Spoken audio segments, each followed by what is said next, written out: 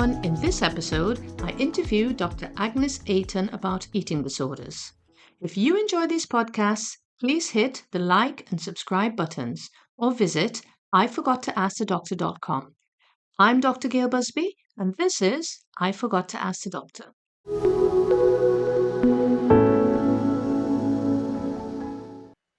Hi everyone, thank you for tuning into the show. In this episode, I'm going to interview Dr. Agnes Ayton about eating disorders. Agnes is a consultant psychiatrist who specializes in eating disorders.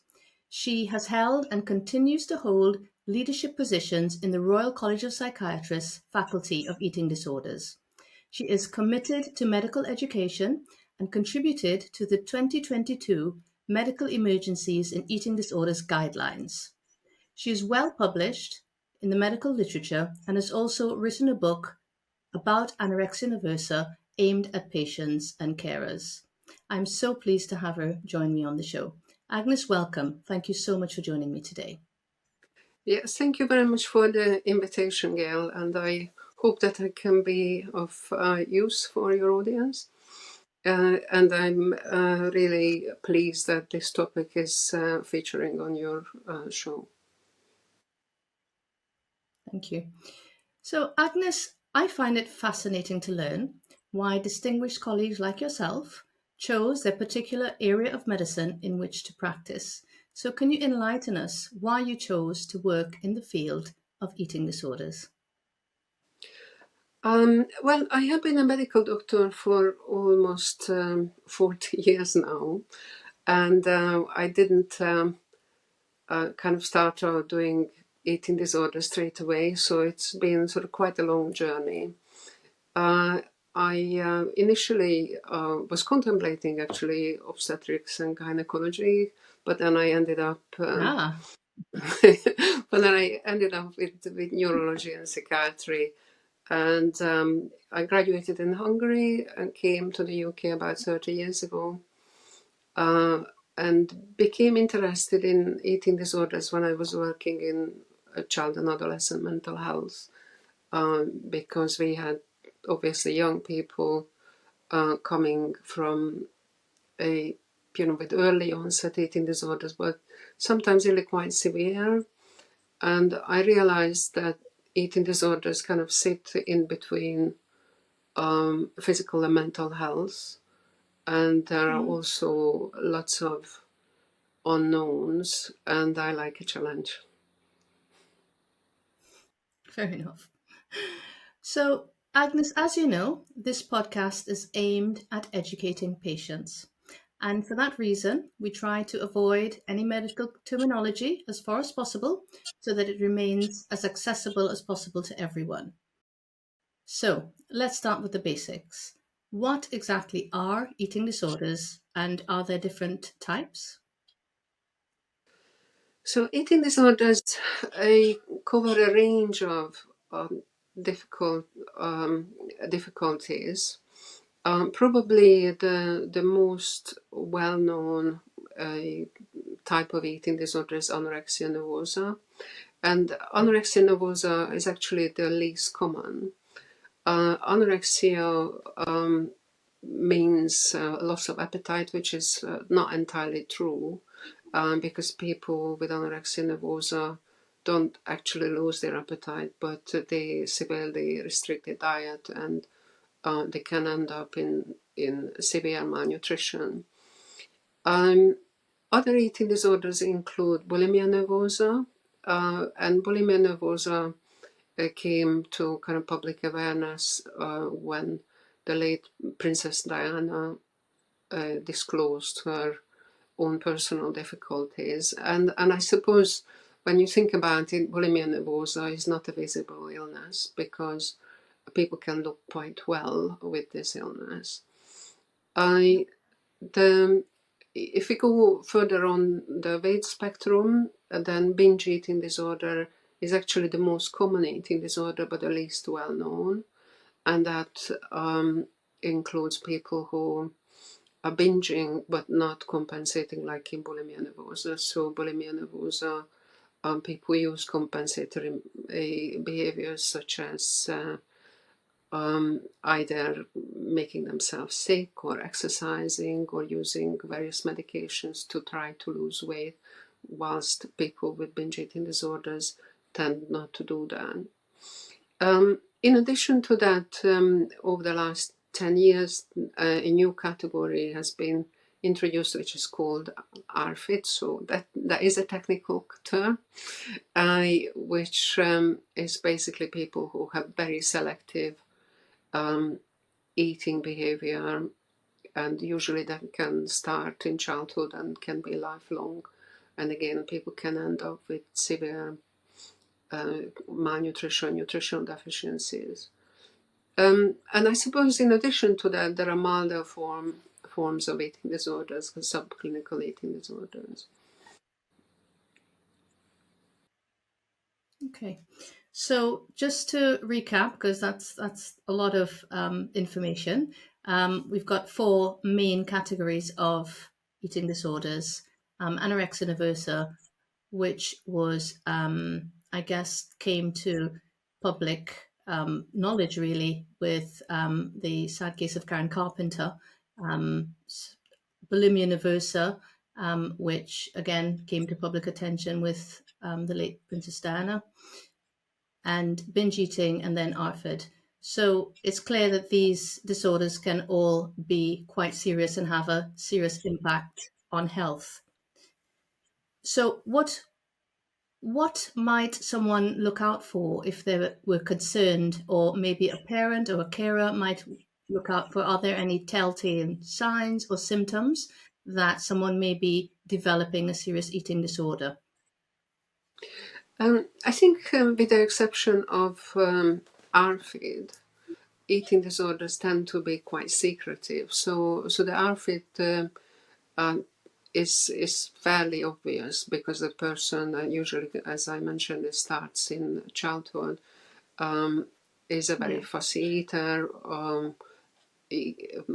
For example, people sometimes have beige foods, or they only eat a certain type of brand, etc. So that's kind of very selective and easy to recognize eating disorder. Anorexia, bulimia, and binge eating disorder tend to be secretive. With anorexia, obviously, when people severely restrict their diet for a while, then the weight loss is noticeable. But I suppose if you're asking me what parents should be looking out for, if your child changes their eating behaviors, their dietary choices, quite often young people are very heavily influenced by either health education in school or by peers or social media.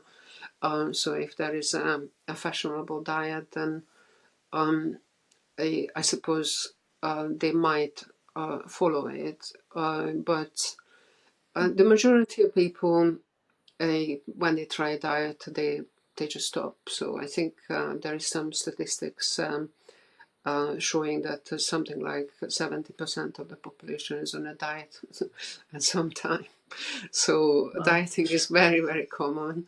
But that's, I suppose, the majority of us diet for a while, get hungry, and then say, well, let me eat something. And and that doesn't happen in particularly in anorexia nervosa, which can have very severe consequences.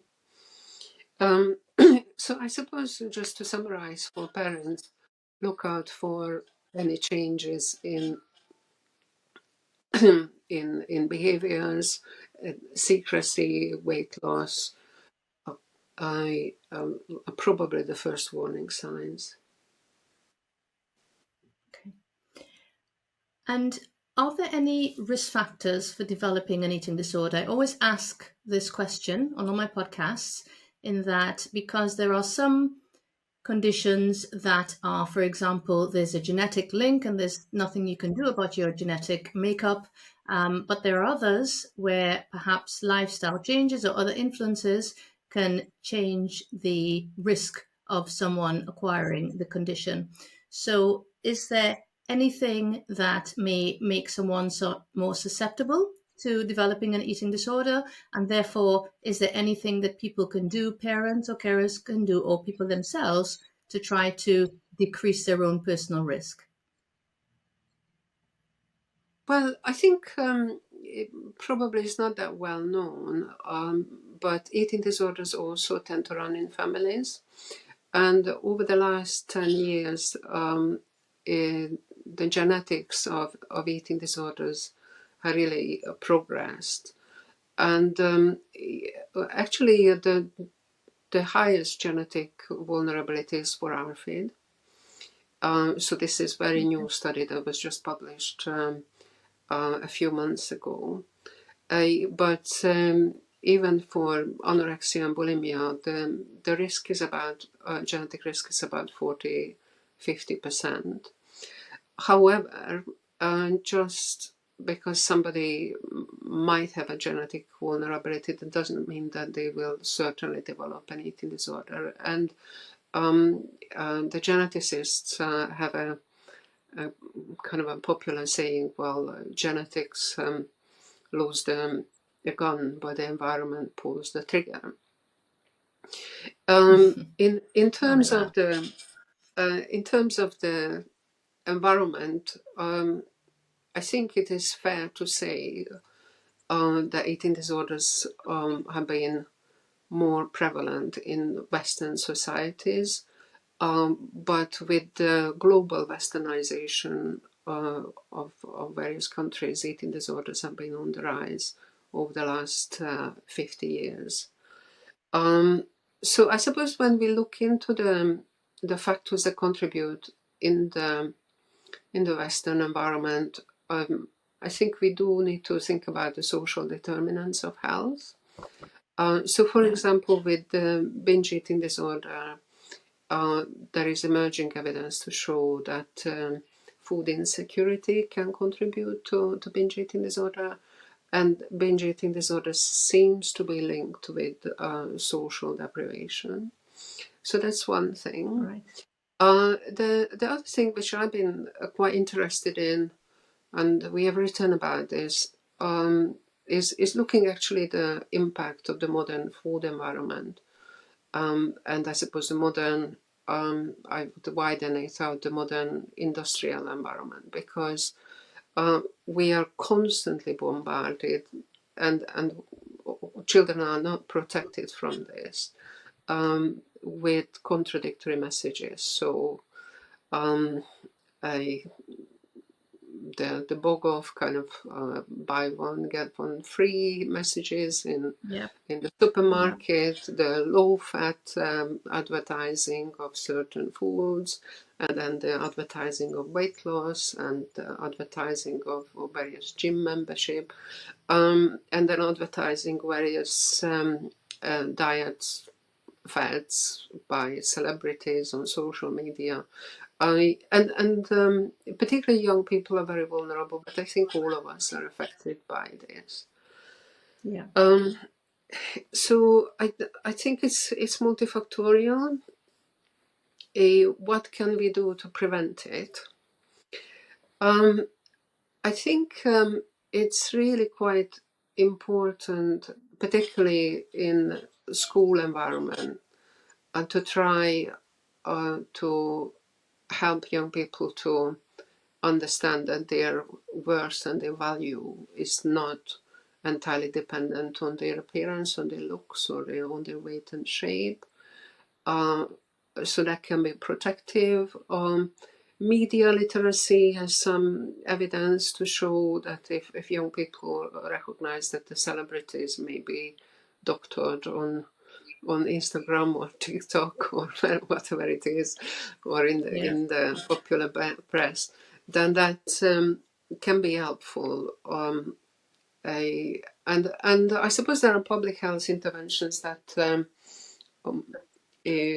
for example, the London mayor has been considering not to show unrealistic images on adverts, etc. So that can be helpful to prevent the development of eating disorders. But we need more research on that, how to prevent it on a population level.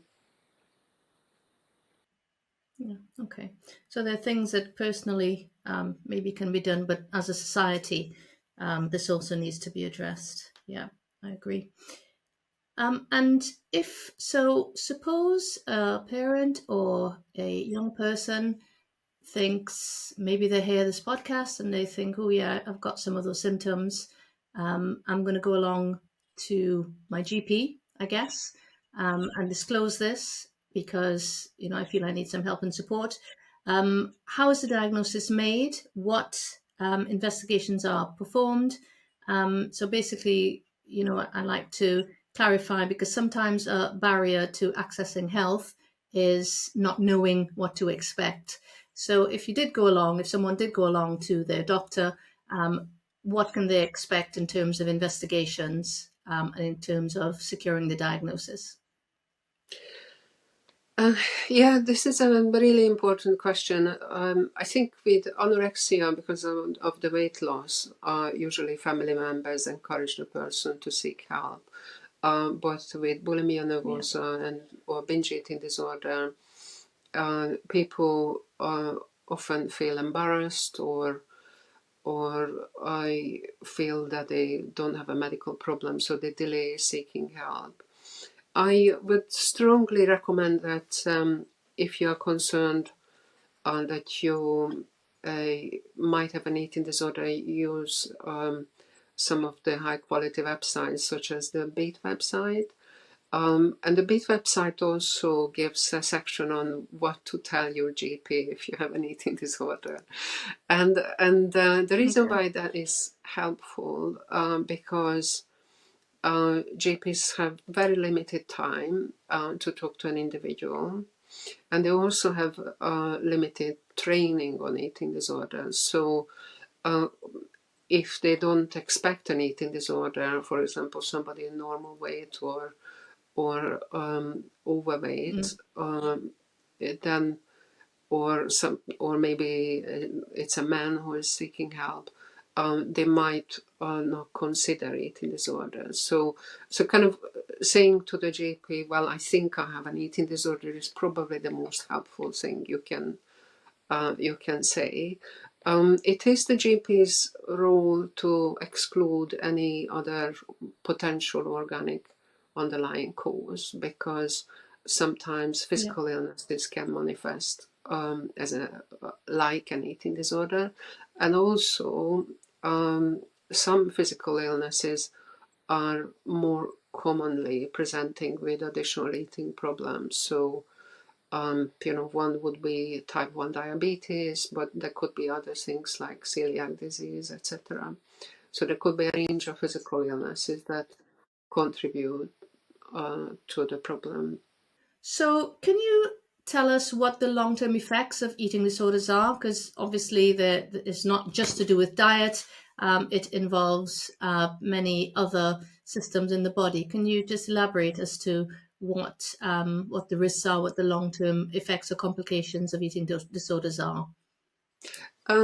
Untreated eating disorders can have really serious complications both on the person's physical and mental health.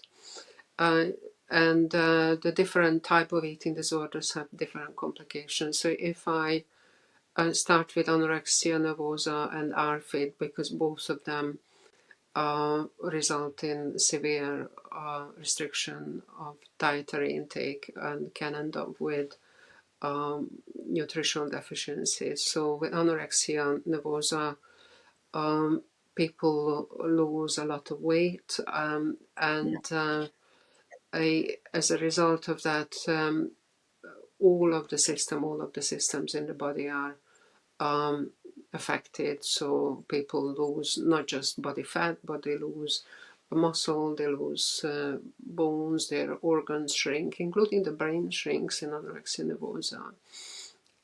With ARFID, in addition to that, because of the very selective nature of eating, there could be a serious vitamin deficiency. So I have seen in my own clinical practice scurvy, I have seen with vegan patients, I have seen irreversible neurological damage due to B12 deficiency or that sort of thing. So I the dietary restriction can have severe consequences, and that's why it's really important that people are treated at the earliest possible time.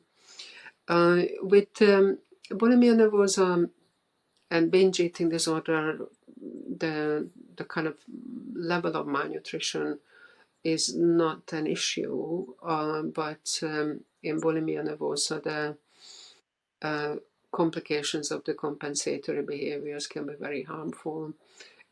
So vomiting, self-induced vomiting can damage people's teeth. Sometimes people lose their teeth, which can be kind of very distressing, or they can Yeah. damage their gullet or their stomach or even their bowels, depending on what techniques they're using.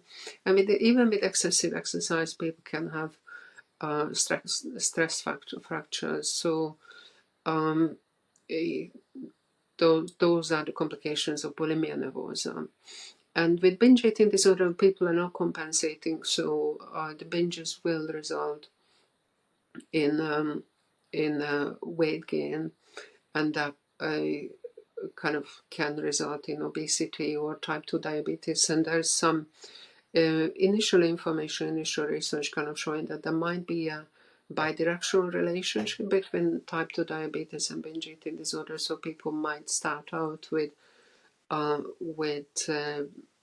binge eating and insulin resistance and then developing type 2, or they might develop it after the diagnosis. So it's kind of quite Right.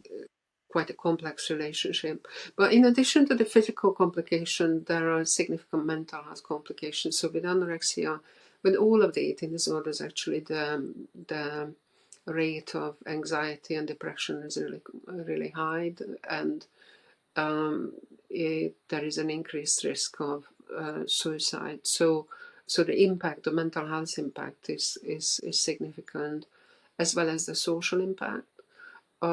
So people, I mentioned earlier about the secrecy and shame that Yeah. is characteristic of the illness. So people become more isolated, have conflict with their family, or don't manage to perform in school or at work. So it can have those serious kind of social consequences as well. So it's really important to try to treat eating disorders as soon as possible.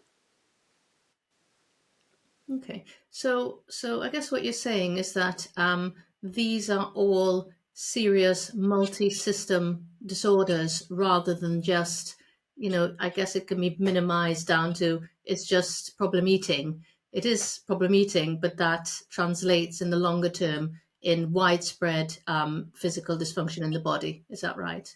Yes, absolutely.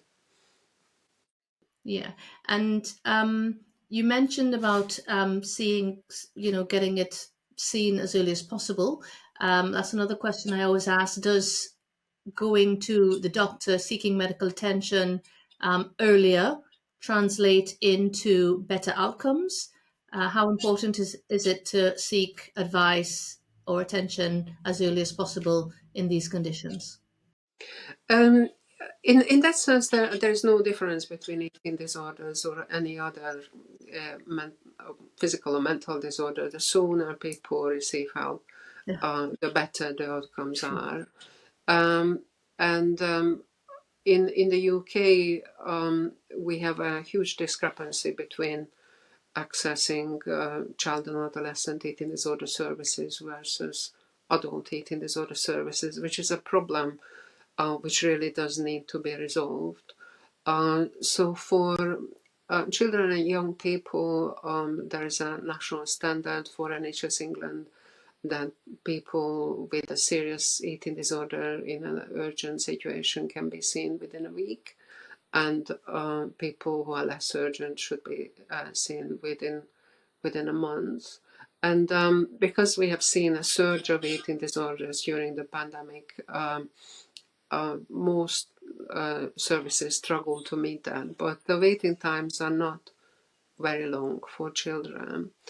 However, the situation is very different for adults, kind of starting from 18 years of age. So sometimes waiting times are 1 or 2 years long because Gosh. insufficient staffing and funding of services. So that's really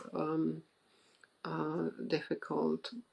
BEAT, again, I mentioned BEAT earlier, does provide support for people with the milder end of the spectrum. So that might be helpful if people are waiting for NHS appointment.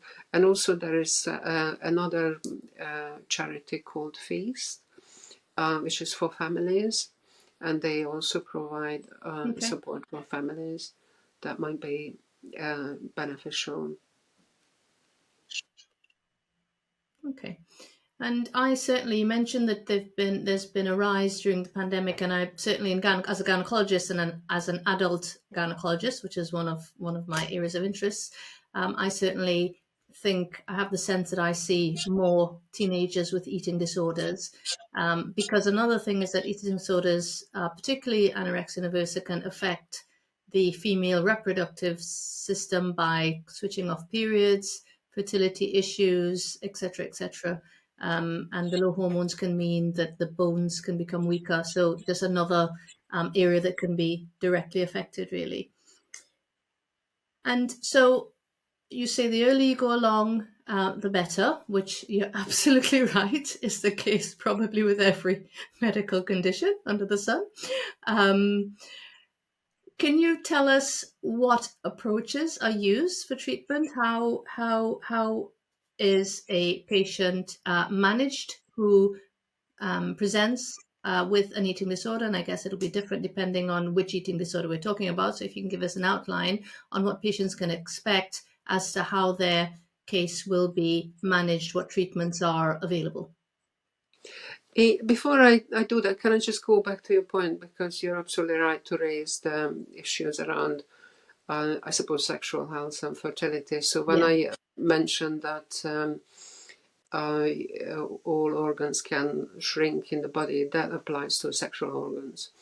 Yeah. So we are seeing, which is kind of demonstrated in ultrasound, the shrinkage of the ovaries and also the shrinkage of the endometrium, but also for men there is a shrinkage of the testes, which is probably less well known.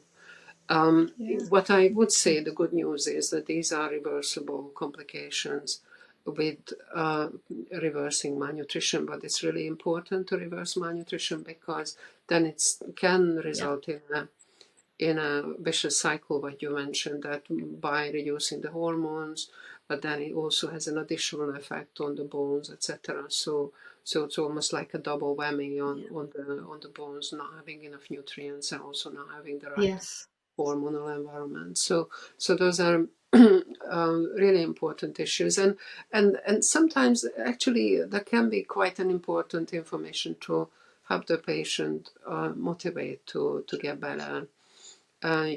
because a lot of patients don't want to harm themselves. And and the other thing I would mention in relation to that sometimes women can get pregnant even if they are very low weight, but then the complications in the pregnancy and for the child can be quite severe and can be quite tragic, with premature birth and poor fetal development. So nutrition is really important for healthy pregnancies.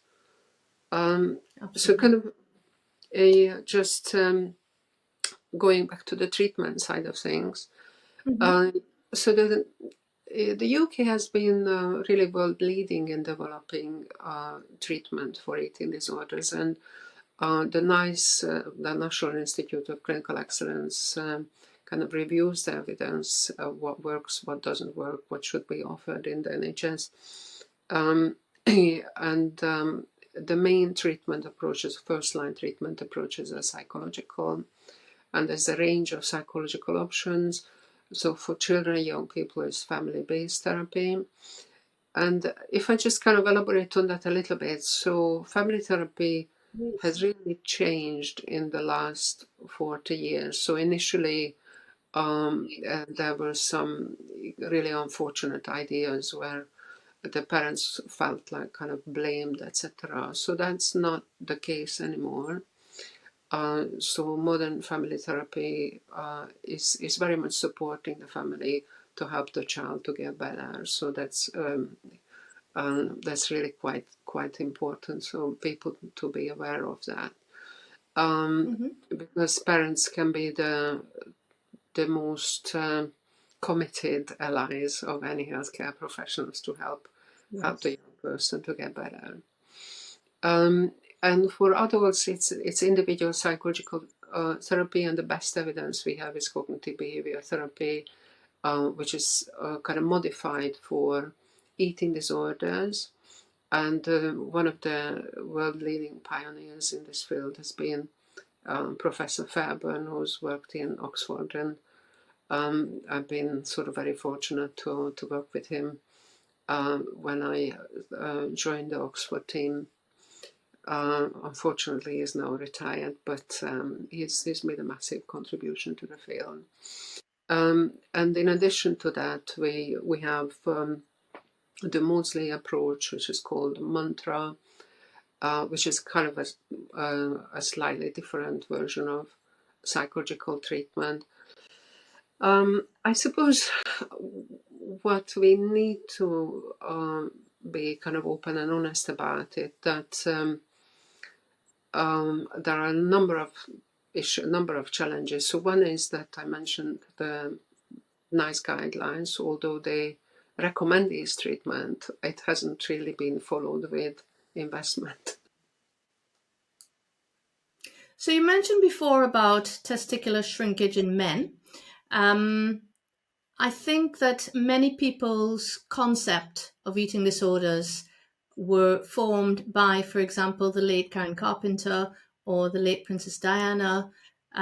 Many people think that eating disorders only, or, by far, the most people who are affected are teenagers or young teenage girls or young women. Is it a significant issue in men as well? Do you see men in your practice who have eating disorders? I think it's fair to say that men are seriously underrepresented in specialist services. And I think there are a number of reasons for that. One is that probably in the case of anorexia nervosa, the data show that it's about 9-to-1 female to male ratio in clinical practices. And probably that's because anorexia nervosa is probably quite rare in men.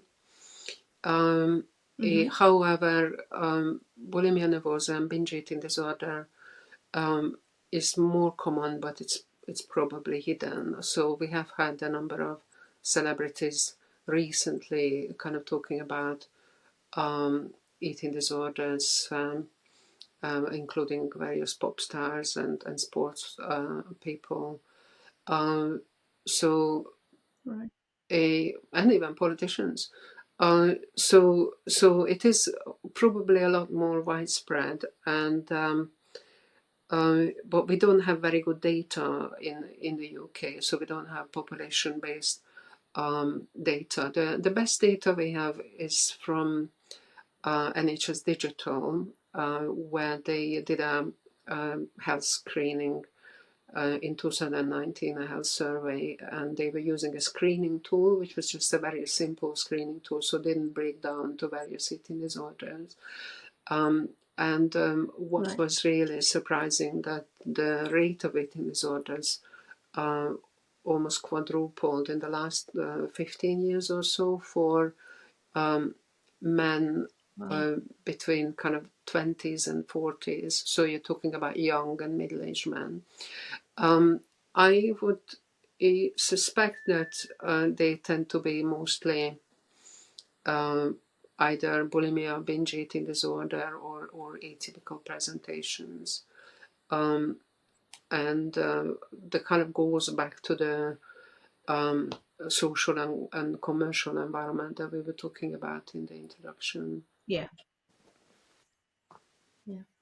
And I think that that is one of the motivations for me doing this podcast, because some people, depending on the condition, some people can be quite hard to reach, or maybe they wouldn't bring themselves forward. So it's a way of bringing the information to them, in their hand, on their phone, in their, in the safety of their own home, to know that they're not alone and there are services which are available.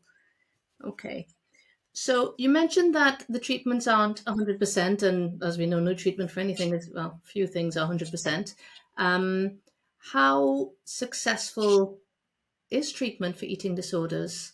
And is there anything that you can mention that might influence success rates for patients? Well, I suppose we talked a little bit about the discrepancy between child and adolescent and adult services. So the government invested a significant amount into child and adolescent eating disorder services in 2015. And as I mentioned, that there are some standards for quick access to treatment.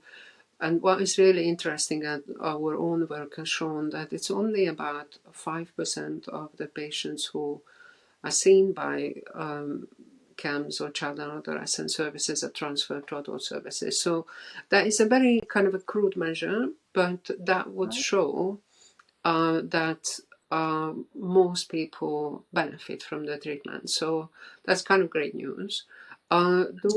Those people who Yeah. are transferred to adult services usually have quite complex presentations. So they either have kind of autism or some other kind of complex kind of additional problems. But then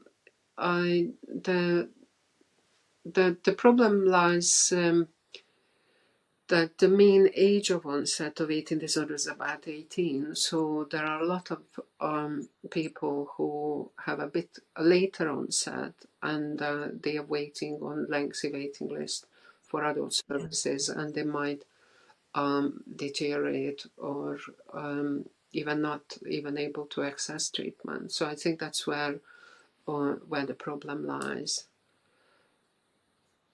Yeah. Yeah. And are there any risks that are associated with treatment, would you say? That is a very good question. Um, I suppose that is a really interesting question, because obviously when you're talking about medication, then medication always has side effects, and Yeah. it's fair to say that psychological treatment is less rigorously researched for side effects, as it kind of harmful effects. Yeah. From my own clinical practice, I would say that CBT is probably the safest and the most personalized approach, Okay. because it is really kind of helping the person understand what contributes to their eating problem, rather than kind of looking at what happened 20 years ago in their during their development, kind of really focusing on the here and now, and Yeah. trying to help the person to find solutions and help them change their behavior, whatever that might be in an individual um, uh, circumstances. So I think I would say that it's less of a concern about side effects as with medication, but delayed treatment or watered down treatment because of insufficient staffing or insufficient training of staff can be problematic. That's a good answer. Okay, so thank you for those clear and detailed answers to my questions. As you know, I ask listeners beforehand to submit questions that I pose to the experts during my podcasts, and I've had a few questions submitted. Are you happy for me to ask the questions on behalf of my listeners? Yeah, I'll try to answer, but then obviously we need to have a caveat that this is not individual medical advice. Absolutely. So I must stress at this point that it's very difficult to give specific and personalized advice to patients without a thorough knowledge of their past and current medical history, examination findings, and investigation results. Also, due to time constraints, I have summarized the questions in a way that I think retains the essence of what is being asked. Therefore, these questions should only be used as a guide, and individualized care and medical management should be sought from one's own doctor. Okay, so the first question. Hi, there's a 10-year-old who refuses to eat food or even snacks, to the point where he's really lost weight and even passed out once. It's been happening for 2 years now. When asked why he's behaving like this, it is because he doesn't want to be fat. There was one time when he came home from school and he was looking as if he was going to pass out. I told him to go to eat something.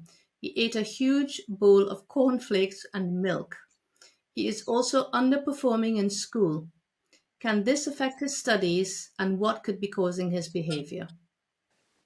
Yeah, I mean that sounds really quite concerning situation, and I would strongly recommend that the parents seek professional help. So to ask the GP to help, and obviously to explain to the child that they're concerned about his well-being, and they Mhm. are looking for help.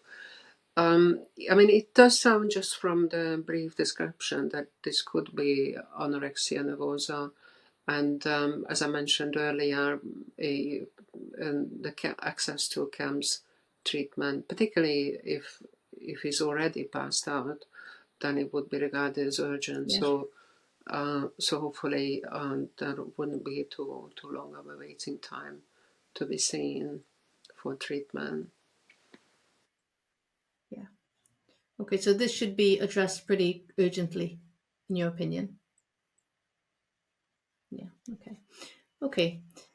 Hi, Gail. This is a question for Dr. Aiton. I have a niece who has been struggling since she was 11 years old with her weight. She overheard relatives comment on her size. She is now 20 and has issues. She binge eats and then makes herself sick. Her parents think that she is able to cope with this herself. I am not sure that I agree. What can I do to support my niece?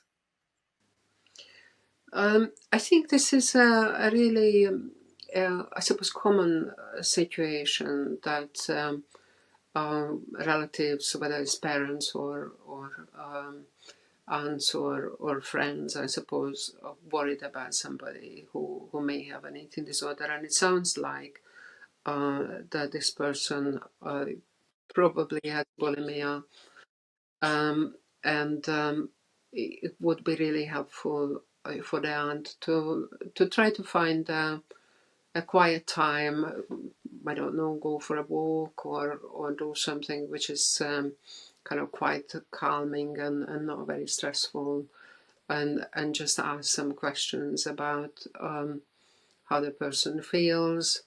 Have they sought any help, and then direct them to the various options to find help. And again, I would recommend the Beat website, a, Yeah, which is a useful guide around options available. And they also have confidential kind of a line when people can talk their difficulties through.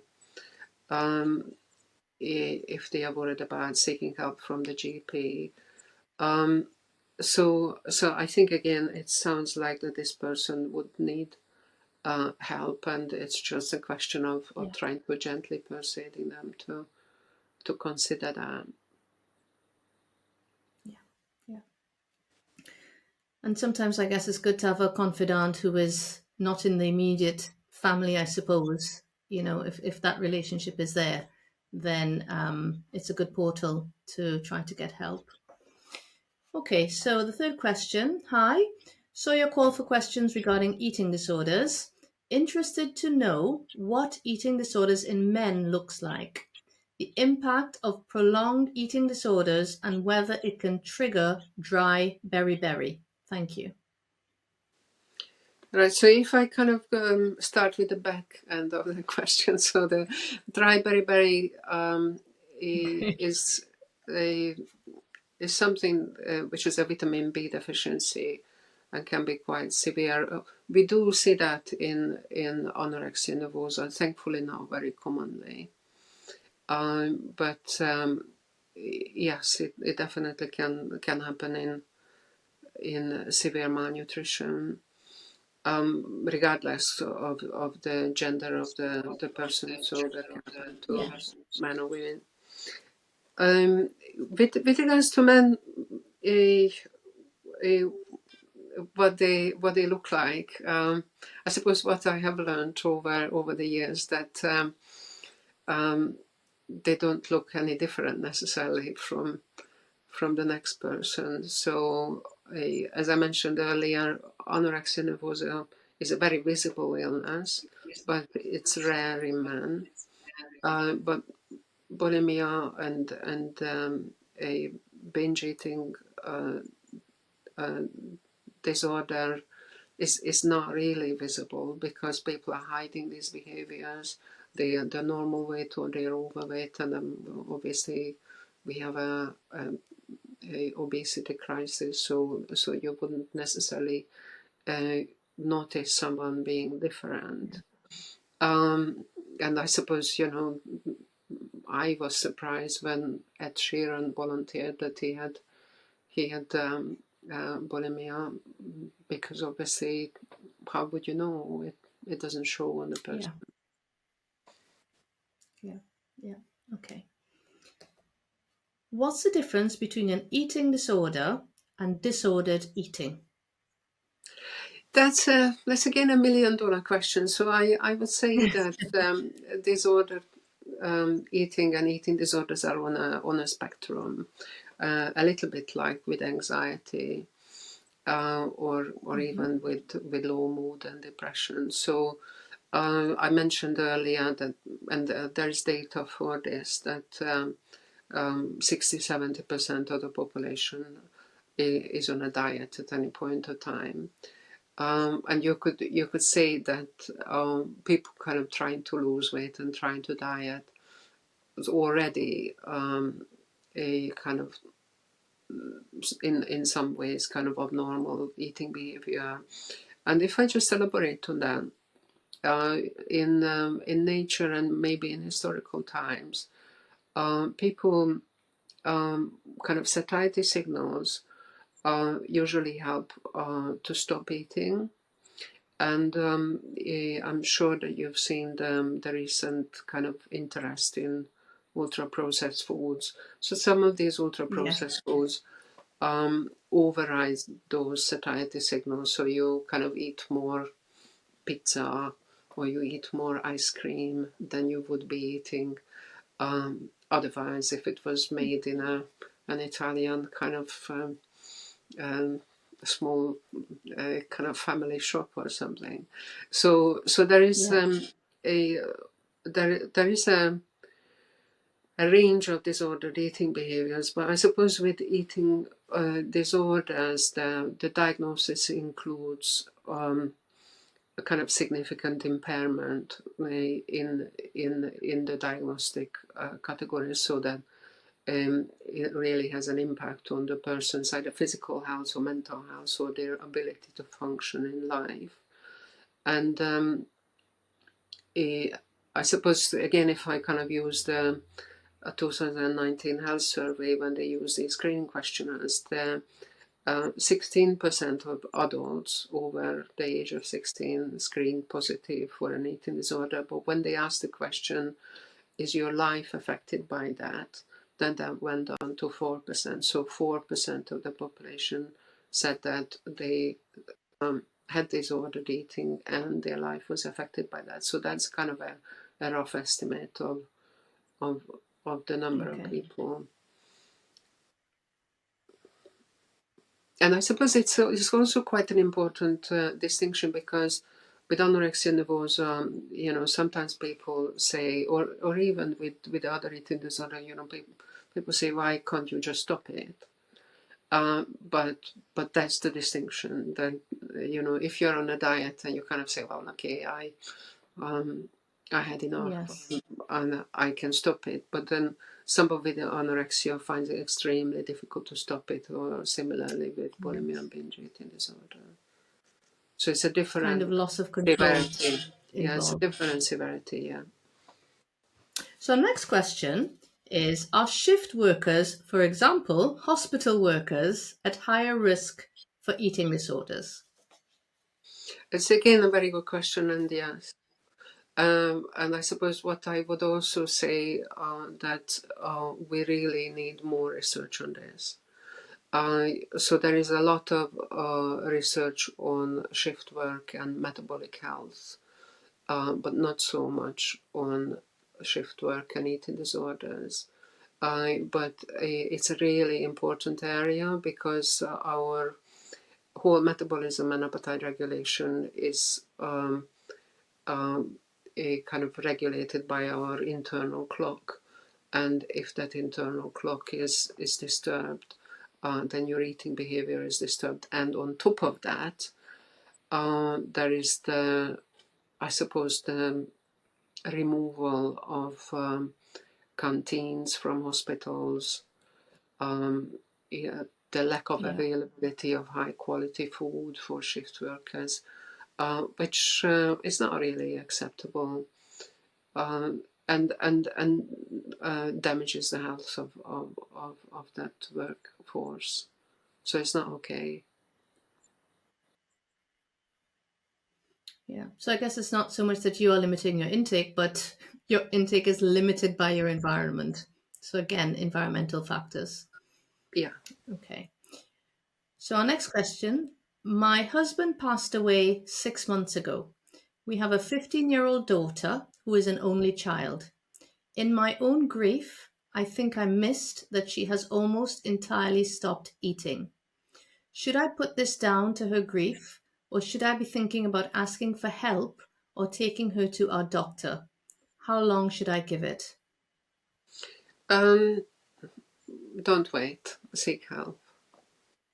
Because it could be depression, it could be prolonged grief, it could be an eating disorder. So it's really important to seek help early, as we discussed. And in your experience, maybe can sometimes significant life events like, I don't know, moving country or grief, a bereavement, can they unmask maybe an eating disorder? Or is it difficult to unpick?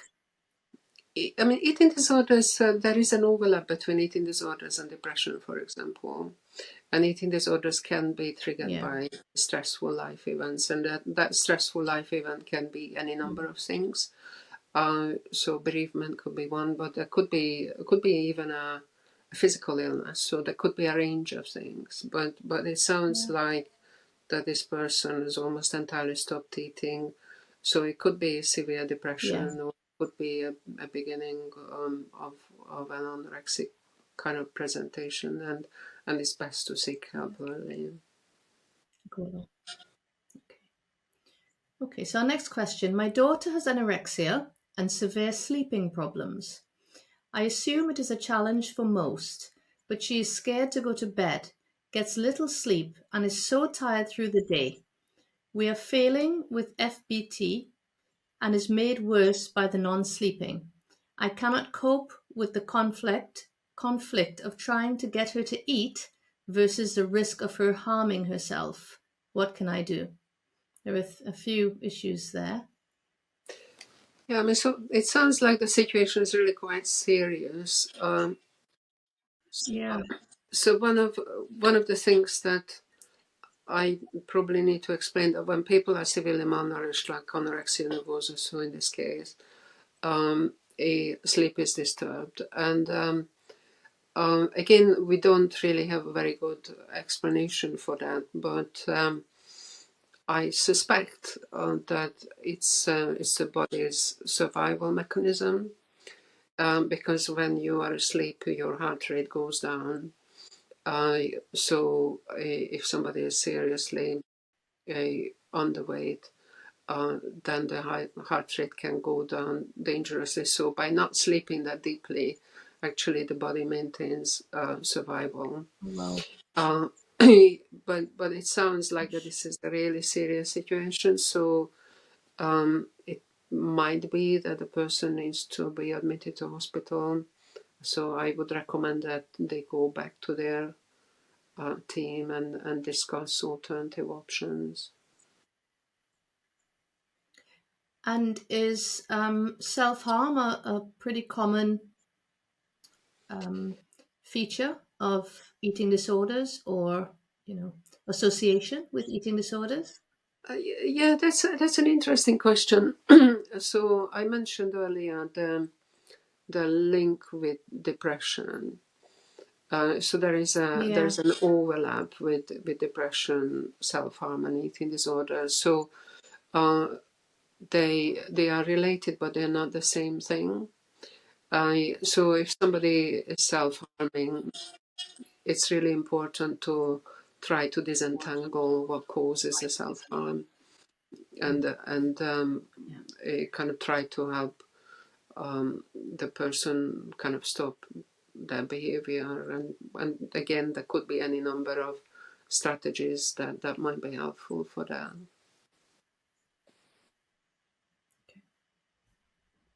Okay, the next question.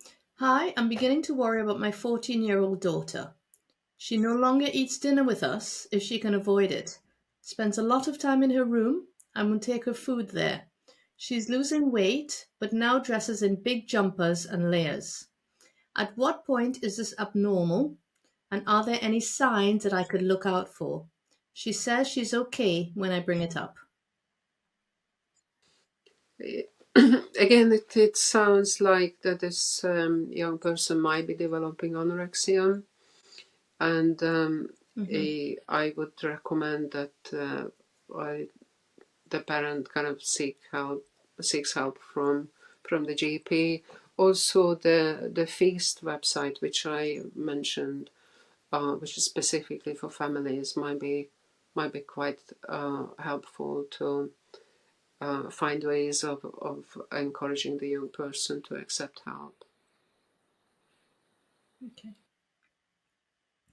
Okay, next. My 15-year-old daughter has issues with eating. She says any food put in front of her makes her sick and she feels to vomit. I have to hand feed her like when she was a baby. She stays in her room and just seems to switch off when called for dinner. This has been the case for years, but it's getting worse. Is there anything I can give her to help? Again, I would recommend that the family seeks help, because the feeling like vomiting is it is an unusual symptom. Yeah. If we kind of think about bulimia, when people make themselves sick, they don't feel sick. So feeling sick could be that there might be a physical problem. Okay. So That's that needs interesting. to Okay. be investigated. Yeah, and the concept of being given something like a remedy or a herbal remedy is something that I'm asked occasionally when I see patients for period issues because of weight loss. No, Is there, no, just to, no. It's food. It's food. I'm afraid. yeah, I think just want to make sure actually, I'm saying the right thing. yeah, yeah. Actually, somebody was saying that certain herbs like thyme might improve appetite, but then I suppose they are part of French cuisine. So I suppose any nice food will do the trick. I don't think that there is any remedy. Yeah. Okay. I just thought I'd clarify. Okay. Please, can you ask Dr. Aiton to speak about ARFID and how I can support my child who is also autistic? Is there anything I can do in the home to help her? I mean, ARFID, as I mentioned, is a more recently recognized condition. And the Hmm. treatment usually involves a kind of a multidisciplinary intervention. So I don't know whether they're already receiving help. If they are not, then again, I would encourage that they do seek help, because usually there is kind of help from a dietitian, but also an adapted form of cognitive behavior therapy can be helpful for the young person. So there are kind of techniques that might be helpful. Also, the dietitian, actually, there was just a recent publication on this. I can send you the link on Twitter about a dietetic intervention for ARFID specifically, so which was just recently published. Oh, right. Okay. I'll also put that in the show notes for those interested. And I mean, I'm getting the picture from speaking to you, and it's been an amazing experience getting all this information. Thank you very much. That really maybe the role in the home is communication, support, encouragement, um, and kind of working with the team, the medical team, and working with the person at home rather than anything. Does that make sense? Anything more, physical, like feeding them or giving them herbal remedies or anything else? Is that fair to say that the family plays a really really important role, and that role maybe is supportive, communication, providing a safe space to discuss issues, and supporting them to go along to see medical professionals, which are a really, really integral part of treatment for these conditions. Yes, Have I I think interpreted that correctly? that's a nice way of summarizing it. And I suppose what I would add to that it's really important for parents and the general public to understand that eating disorders are not about vanity. Eating disorders are usually Yeah, about low self-esteem, having huge amount of anxiety, um, or having low mood, or having some stressful life event. So these people do require that supportive, nurturing environment. And if you respond with compassion, that can go a long way. Um, Food yeah, is part of the solution. Regular eating is part of the solution, but I suppose having the professional support kind of helps to take out the conflict a little bit from the family. yeah, yeah, So to kind of understand uh, the importance and the rationale and how to do it is, I suppose that's what the services can offer. And I suppose yeah, for adults, it's about helping the adult to make the changes themselves. I so so that's really important. So it's important not to blame the patient. I suppose that's the bottom line. yeah, yeah, absolutely. Okay, and our last question from our listeners: what positive developments have you seen in your career, and what challenges does the sector still face? Funding. I'll start. Yeah. Yeah, I mean the funding has been a major issue.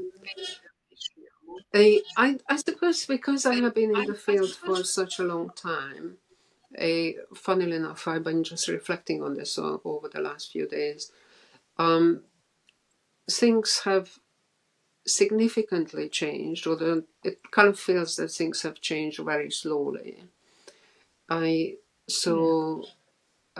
kind of historically there was a lot of parent and patient blaming, which was really kind of quite counterproductive.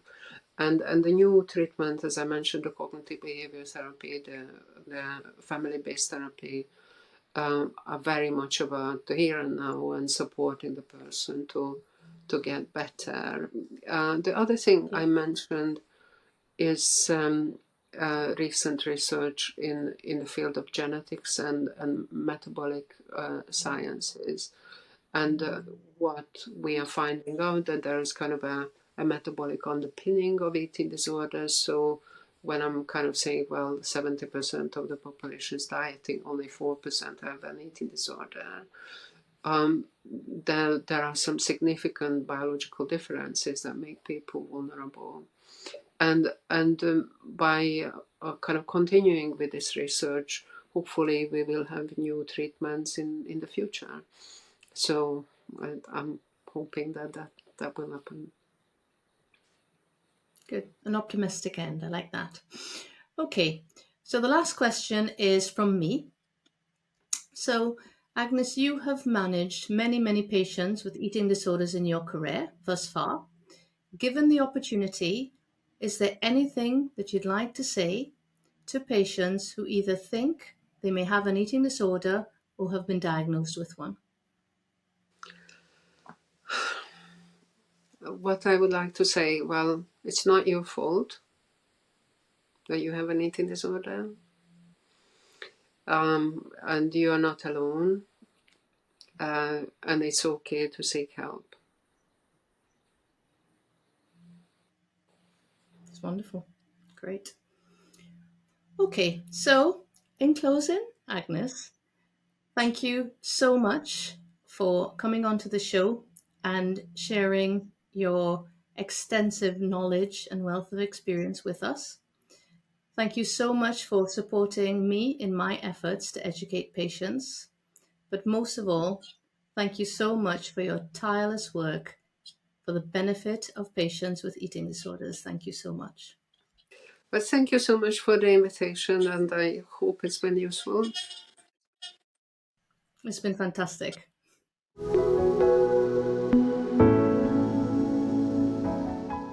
Thank you for listening. I hope you found it useful. Please keep your eyes and ears open for upcoming episodes. If you enjoyed this, please hit the like and subscribe buttons to raise awareness of this podcast.